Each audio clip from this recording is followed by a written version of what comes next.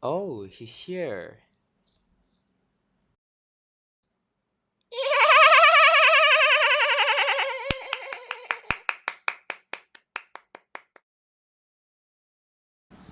Hmm, I wonder what he is going to play.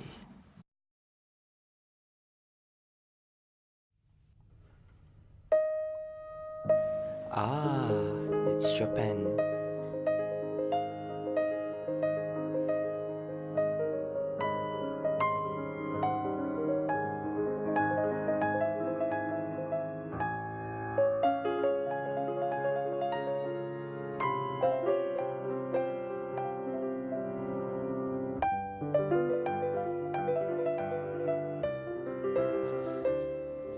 Oh, no, no, no, don't. I know what you are thinking. No, no, no, no, no, no. Oh dear. There he goes. There he goes. Okay, guys. So, what's going on? This is what you call performance anxiety. So, what is it?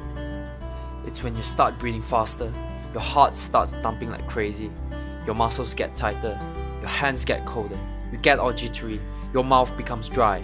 Remember that guy in the beginning? Something like that, yeah. And that is how, amigo, you start to lose focus and you go TTFN. Ta-ta for now!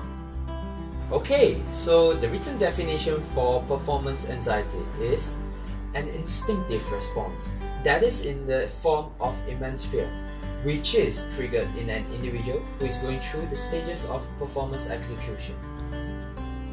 So, what causes performance anxiety? The foundation of all reason is negativity.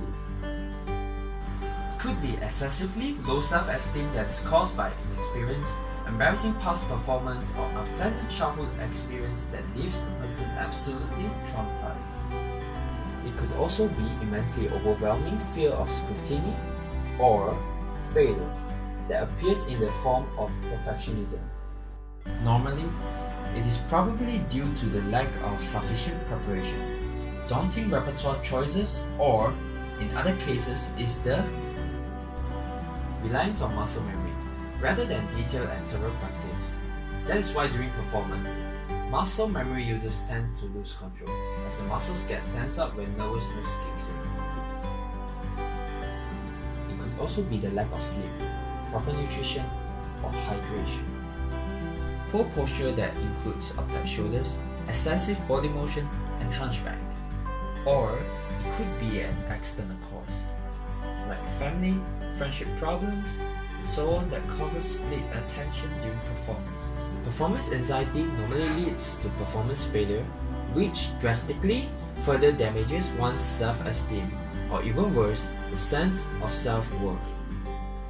Critically low self-worth is extremely dangerous as it could lead to depression, which ignites the urge in an individual to inflict self-harm or even worse, suicide. That is why this issue should not be taken lightly. Mental health is of paramount importance as it is apparent that in the current modern society, more and more individuals, not just musicians, falls prey to depression that is caused by performance anxiety. Some individuals will commit escapism by involving themselves with drugs, alcohol, which does not really lead to a happy ending either. So, how do you make sure that performance anxiety does not get the best of you? Practice, practice, and practice. But of course, plan, practice. Detailed, plan, practice. The length of time that you practice doesn't matter. The most important thing is quality. Make sure you have a goal in mind instead of doing it blindly. One of the ways you could do it is by applying the concept of SMART philosophy when you plan your goals. So, what is SMART? SMART is an acronym that stands for specific, measurable, aligned, realistic, and time-bound, instead of planning something like, I'm going to learn this piece today! which is not specific, and although it's probably possible depending on the difficulty. It is actually recommendable for you to keep a practice journal to list out specific tasks and plan ahead of time. Remember what we talked about earlier, about people using muscle memory? Looking for common patterns and understanding the piece is important.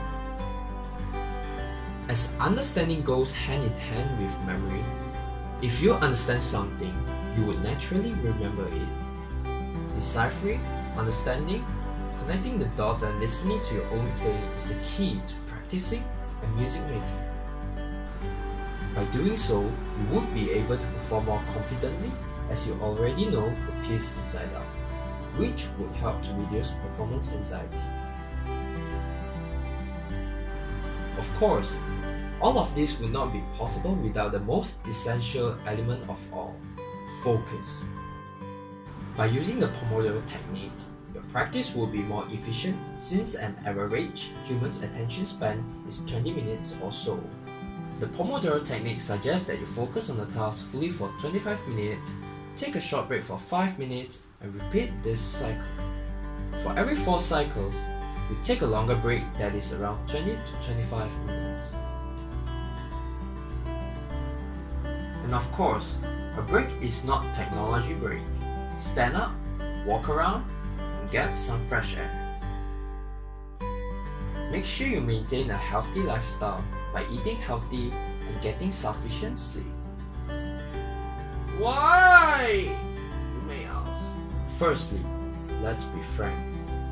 Food and sleep are basic necessities. It is the source of your strength.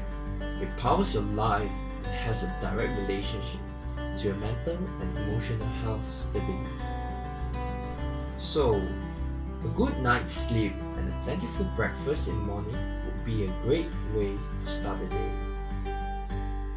It would give you a boost in motivation, mental concentration, and physical strength. With that, you get to feel good and more confident about your performing ability, which is very much needed.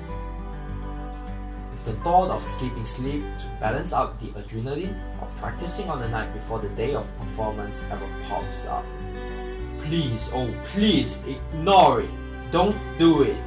It's a big no. You'll just end up being cranky and tired on top of being anxious.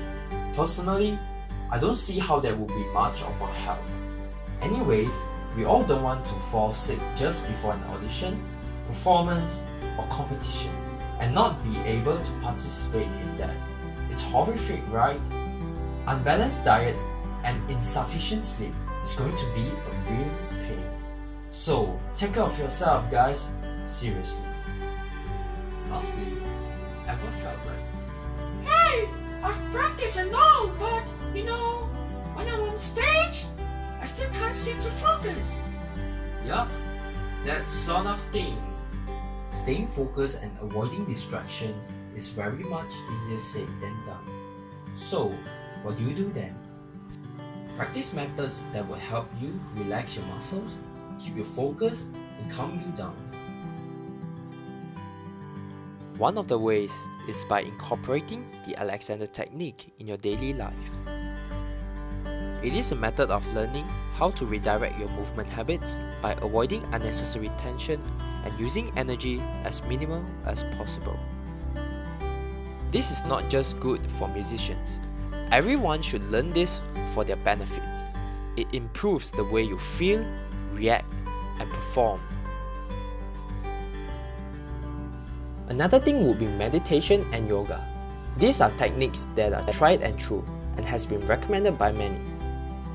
The deep breathing and mindfulness associated with these practices helps decrease the body's natural defense and overpowering anxiety. Doing this significantly helps the individual to decrease performance anxiety and to redirect their thinking from dwelling on the negatives. As a result, it restores balance to the mind and emotions. And now, having said all of that, just be yourself. Don't focus on what could go wrong. Be optimistic. Think of your success rather than what could go wrong.